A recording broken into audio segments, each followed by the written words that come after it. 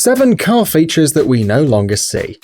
As technology progresses, new features arrive and old ones leave, often faster than we can keep track of.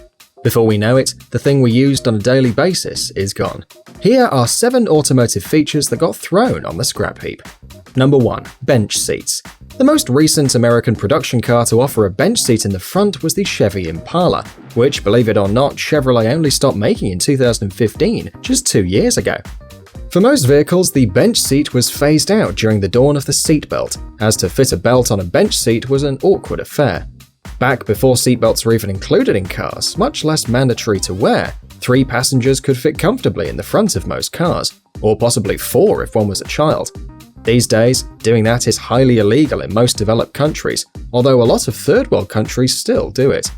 In the event of an accident, the bench seat is a disaster, offering the occupant very little support, and the chairs often folded in on themselves. Number 2. Tail fins. Cars designed inspired by planes seem to be a bit dated these days, but it was once all the rage. Saab sold themselves pretty much on the fact that they made fighter jets in their spare time, but I can't honestly think of any examples like that these days.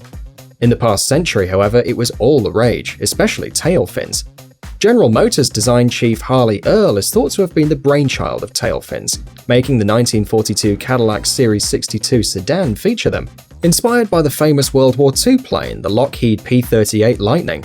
5 years or so later, most people had had enough of the war style, with fins becoming more and more space-age instead. Tail fins became larger and larger, leading to some really bizarre vehicles, until they fell out of fashion in the 60s. In 2017, I couldn't find any examples of cars that still have them, although the Cadillac XTS from 2012 does hark back to the design somewhat. Number 3. Antennas.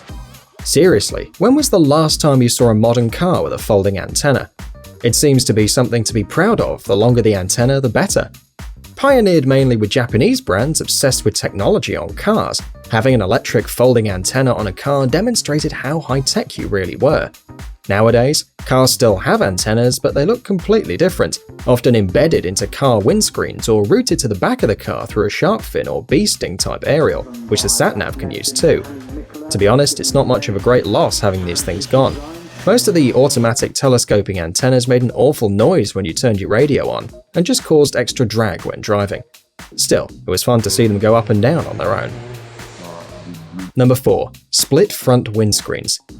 The split windscreen was thought to have been made for cost reasons due to the fact that it's cheaper and easier to make a split windscreen than one piece of glass. General Motors introduced this on most of their vehicles in 1936.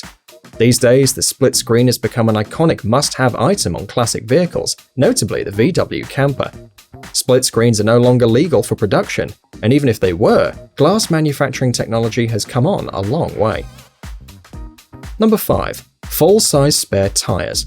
Although some cars still have this feature, the majority of normal road-going vehicles don't bother any longer. The point of the full-size spare was that you could put it on, stow the flat tire in your trunk and carry on driving for as long as you want, unlike spares of today which are designed to be used for limited distances at speeds under 50 miles per hour. Most, being forgetful or lazy, didn't quite do this correctly though, leaving on their spare for months or even years without replacing it. That being until they get their next puncture and realize they've got a flat tire in the boot.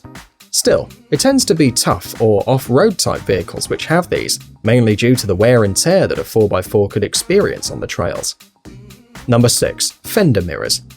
Fender mirrors are actually a cool idea, allowing drivers to keep their eyes looking forward on the road when driving. There are a few issues with this design, however, such as the lack of adjustment when moving, or the large viewing distance from the eyes of the driver. This feature was especially popular with Japanese automakers, such as Honda and Datsun until the late 1970s, when a side mirror became more suitable. Passenger cars only required one mirror on the passenger side, until new legislation came in 1986 that said cars must have 2. It would be interesting to see a modern car with these mirrors though, perhaps electronically controlled for easy adjustment, although slightly pointless. Number 7. Steel wheels. Alloy wheels might be normal today, however in the year 2000 it was still seen as somewhat of a luxury. On today's vehicles, alloy wheels are featured on all but the cheapest of cars, with a lot of mid-range cars throwing out the steel wheel option altogether. Many Audi and BMW vehicles don't bother with them, although they are still popular with business fleet vehicles in poverty spec. Steel wheels with hubcaps were standard issue until the early 90s, as alloy wheels were an attractive but expensive option during that time. Today, lightweight alloy wheels help boost fuel economy, and most people are happy to pay for an improved appearance. The one thing that can be said for Steelies is that if you bend one, replacing a set will cost no more than a good night out. Which features did I forget? Do you have any of these features on your car? Let me know in the comments. Remember, I try to reply to everyone in the first few days at least. Thanks for watching. Cheers!